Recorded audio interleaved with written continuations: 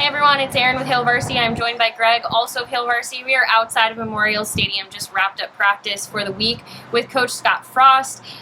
He spoke for just a few minutes, not a ton of updates, so let's just get the elephant out of the room. He did not want to talk about injuries.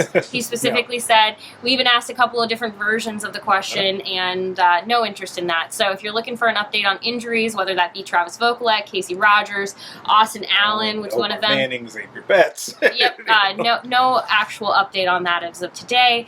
But we're now getting ready for Nebraska to head to Oklahoma. In fact, not far from us right now.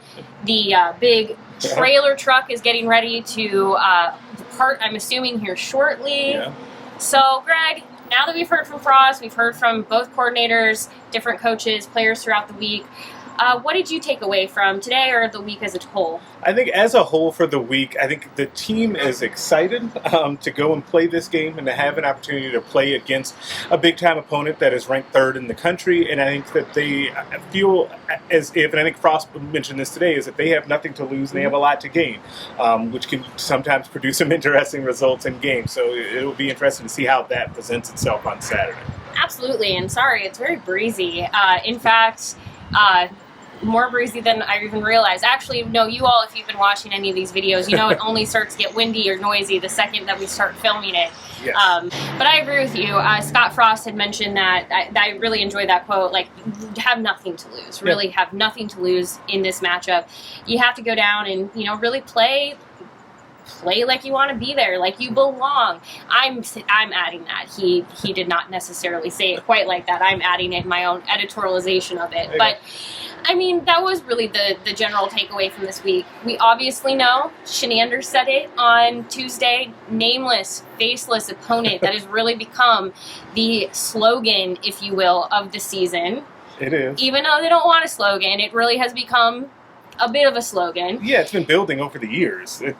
But this is one where this is an opponent where they are aware that this is the number 3 team in the country. They have Spencer Rattler, who is a Heisman contender for a reason. I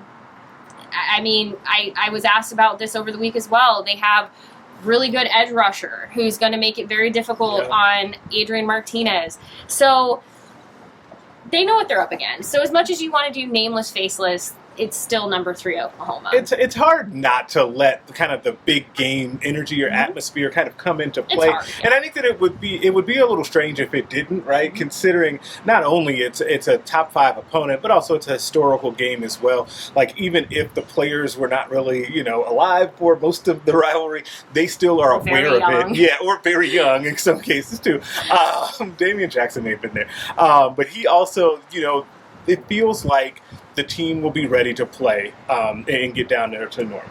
Yeah, and that's really, I think, the biggest thing. I think people just want to see a competitive game, want to see Nebraska trade punches with Oklahoma and hang in there. And so, we'll have more, I guess, on Saturday to really offer up from that. I will be in Norman alongside our managing editor, Brandon Vogel. We will also have a photographer there, but our whole crew will also be covering the game, making sure that you have updates on everything from players that will be in attendance. Frost did say today that because it's a non-conference game, you can have a larger travel. Yes.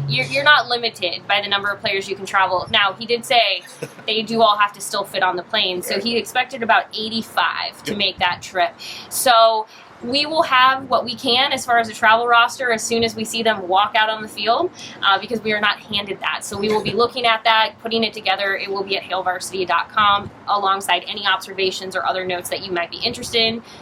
Going back to those injuries, we'll have a pretty good idea on Saturday as they trot out for warm-ups who will be playing and who might not be.